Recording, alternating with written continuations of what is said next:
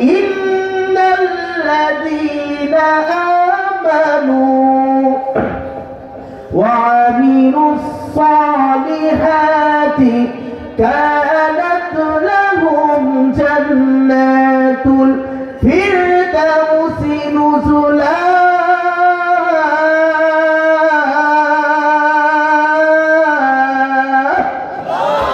আমার আল্লাহ সুবহানাহু ওয়া তাআলা বলেন, এ বান্দা ভালো করে বুঝে নাও, ইন্নাল্লাযীনা আমানু ওয়া আমিলুস সালিহাত, বান্দারে যারা আমার রবের প্রতি ঈমান এনেছো, ইন্নাল্লাযীনা আমানু, যারা আমি রবের প্রতি ঈমান আনবা, ওয়া আমিলুস সালিহাত, সাথে সাথে নেক আমল করবা। কি করবা জোরে বলেন না? নেক আমল করা লাগবে। এর ভাই তুমি আমি মুসলমান তবে নামাজ পড়ি না, তুমি আমি মুসলমান যাকাত ফরজ তবে যাকাত দেই না। এর ভাই তুমি আমি মুসলমান হজ ফরজ কিন্তু হজ ঠিক মতো এরকম ভাবে আদায় করি না। এর ভাই তুমি আমি মুসলমান, শুধু মুসলমান হলেই হবে না। রব বলেন ইন্নাল্লাযীনা আমানু, বান্দার পর ঈমান ওয়ালা হওয়া লাগবে, ওয়া আমিলুস সালিহাত, বান্দার তোকে এরকম আমল করা হতে হবে। কথা কোন ঠিক কি না? আর জোরে বলেন ঠিক কি না? আমার ভাইরা, রব কারীম বলেছেন ইন্নাল্লাযীনা আমানু ওয়া আমিলুস সালিহাত কানাত লাহুম জান্নাতুল ফিরদাউসি নুজুলা। এ বান্দা, এই দুই গুণ যদি তোমার ভিতরে থাকে তাহলে আমি আল্লাহ তোমার জান্নাতের মেহমান, জান্নাতুল ফিরদাউসের মেহমান বানায় দেব। জোরে বলেন আল্লাহু আকবার। আমার ভাইরা, ঈমান আনতে হবে, সাথে সাথে আমল করা লাগবে। ঈমান আনতে হবে, সাথে সাথে আমল করা লাগবে। এর ভাই ভালো করে বুঝে নেন, ঈমান তো আল্লাহর উপরে আনলেন, তাহলে আমল কিভাবে করবেন? আরে ভাই, আমল শিখতে হয়, আমল করতে হলে আমলের এলেম শিখতে হয়, কারণ এলেম ছাড়া কোনো ব্যক্তি আমল করতে পারে না। কথা বলেন ঠিক না? আমার ভাইয়েরা, যদি আপনি আমল করতে হয়, আমল করতে হলে আগে এলেম শিখা লাগবে। কোন আমল কোন সময় করবেন, নামাজ কিভাবে পড়বেন, যাকাত কিভাবে দিতে হবে, রোজা কিভাবে আদায় করা লাগবে। আরে ভাই, এই এলেমটা আপনার ভিতরে থাকতে হবে। কথা কোন ঠিক না? আমার ভাইয়েরা, এলেম ছাড়া আমল করা যায় না। আপনি যে ব্যক্তি যে আমলটাই করেন না কেন, তার জন্য আপনার এলেমের প্রয়োজন, কারণ আপনি এলেম ছাড়া আপনি কখনো আমলওয়ালা হতে পারেন না। এর ভাই, আপনি প্রশ্ন করতে পারেন, হুজুর অনেককে দেখেছি বড় বড় আলেম হয়েছে তবে আমল নাই। কি নাই জোরে বলেন না? আর করে বলেন কি নাই? আমল নাই। বড় আলেম হয়েছে কিন্তু আমল নাই। এবার ভালো করে বুঝেন, এলেম তো আপনি শিখেছেন, একটা হক আদায় করেছেন, কিন্তু আমল করেন নাই। আরে ভাই, এই কেন এলেম শিক্ষাটা আমরা কেন করি জানেন? আমাদেরকে কওমি মাদ্রাসায় আমরা যারা লেখাপড়া করি, অনেকেই যদি প্রশ্ন করা হয় আপনি কেন এলেম শিখেছেন, কয় আমি এরকম আল্লাহর মারিফত পাওয়ার জন্য। আরেকজন বলবে এরকম ভাবে ইখলাসের সাথে, কয় একমাত্র ইখলাসের জন্য এলেম শিখেছি। কত কিছু এরকম বলবে, অথচ এরকম ভাবে পৃথিবী বিখ্যাত আলেম আল্লামা তাকি উসমানী দাওয়াত বারকাতুল আলিয়া, তিনি তার কিতাবের ভিতরে লিখেছেন আল ইলমু লি আমালি ফাকাত লিল আমালি ফাকাত, আল ইলম লিল আমালি ফাকাত। বাস, এলেম একমাত্র এই জন্যই শিখবে যে এই এলেম শিখে শিখে এই এলেম অনুযায়ী ওই ব্যক্তিকে আমল করা লাগবে। কথা বলেন ঠিক না? এলেম শিখে শিখে আপনি এরকম ভাবে নামাজের এলেম শিখেছেন, এবার কিভাবে আপনি নামাজ পড়বেন, রোজা রাখতে হবে, রোজার এলেম শিখেছেন, রোজা আপনি রাখবেন।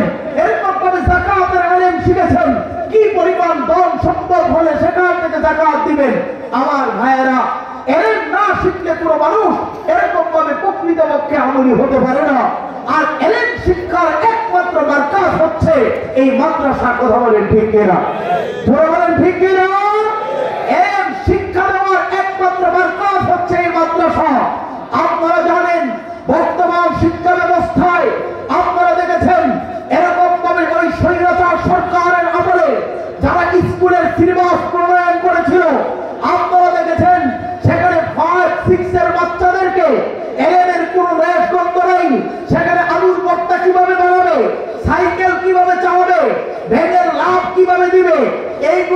স্কুল কলেজ এরকম ভাবে ছোট্ট ছোট্ট কিন্ডারগার্টেন স্কুলগুলো, প্রাইমারি স্কুলগুলো বাচ্চাদেরকে এভাবে আলুর ভর্তা শিখায়, কথা বলেন ঠিক কিনা?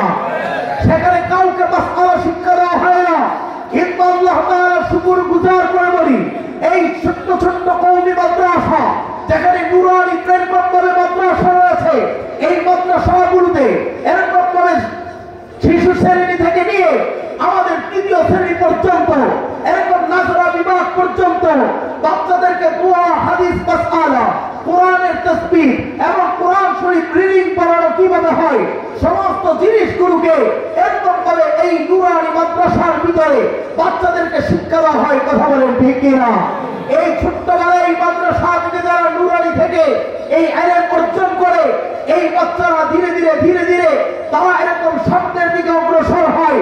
এরকম ভাবে কেউ দাওরায়ে হাদিস ফারেক হয়ে মাওলানার সার্টিফিকেট হাতে নেয়, কেউ ইফতা পড়ে মুফতির সার্টিফিকেট হাতে নেয়, কেউ তাফসীর পড়ে মুফাসসিরের সার্টিফিকেট হাতে নেয়, কে আরবি সাহিত্য পড়ে আদিবের সার্টিফিকেট হাতে নেয়।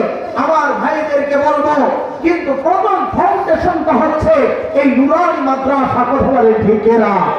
আপনারা শুনলে খুশি হবেন, আমার ছোট্ট জীবনের সূচনা, আমার লেখাপড়ার জীবনের সূচনা সর্বপ্রথম এই লাবরাপাড়া দারুস সুন্নাহ কওমিয়া মাদ্রাসায় এই নুরানি বিভাগ দিয়ে শুরু হয়েছিল। আজকে আমি ইমদাদুল্লাহ হাশিমি এই প্রতিষ্ঠান থেকে নুরানি পড়ার পরেই এরকম ভাবে সামনের দিকে দাওরায়ে হাদিস ফারেক হয়েছি, মুফতি পড়েছি, তাফসীর পড়েছি, উচ্চতর আরবি সাহিত্য নিয়ে আদি এরকম ভাবে আদব পড়েছি।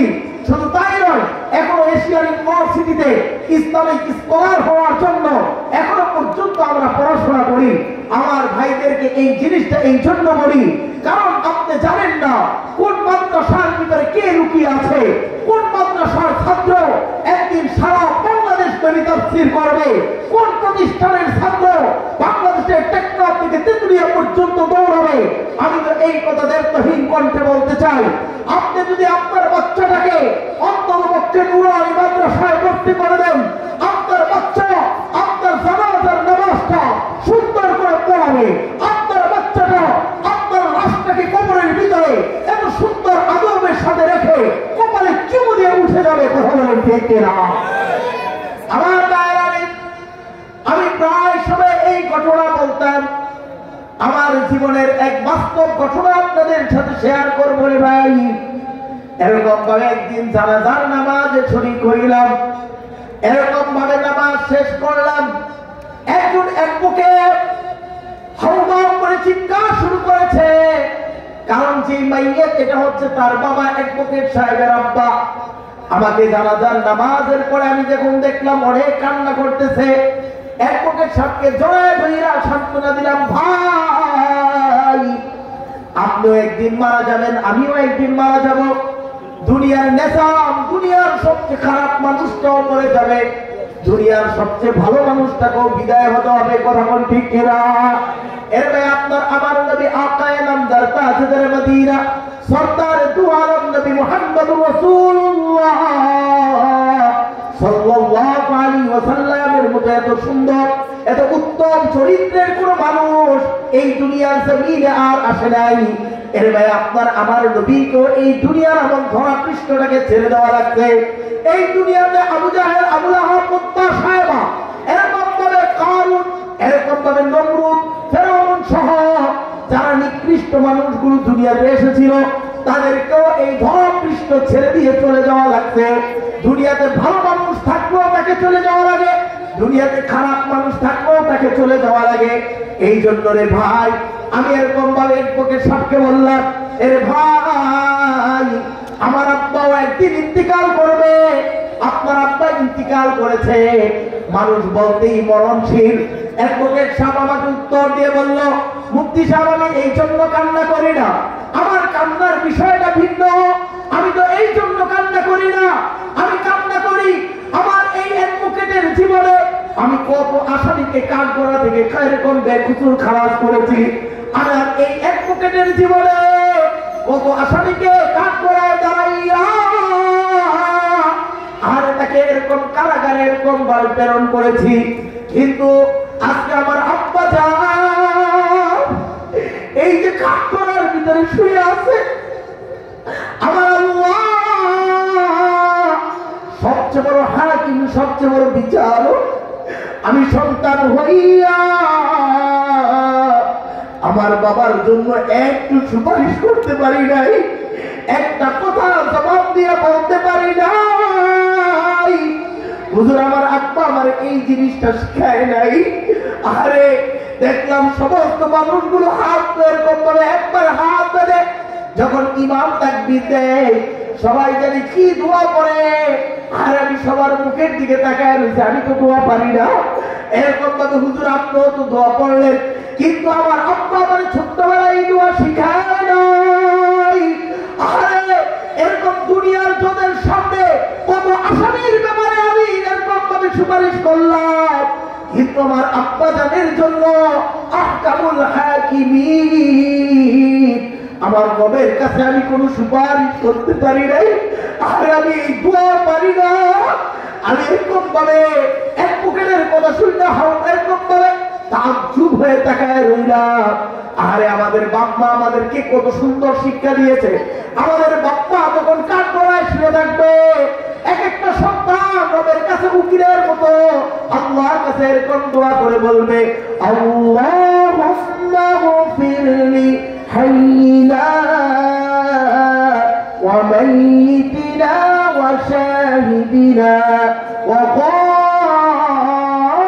গায়িবিনা ওয়া সাগীরিনা ওয়া কাবীরিনা ওয়া যাকারিনা ওয়া উনসানা।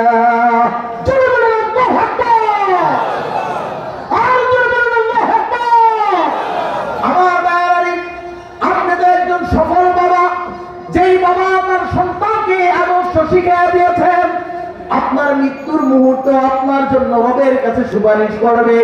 শুধু তাই নয়, আপনাকে যখন এরকম ভাবে কবরের দিকে নিয়ে যাওয়া হবে, আপনার সন্তান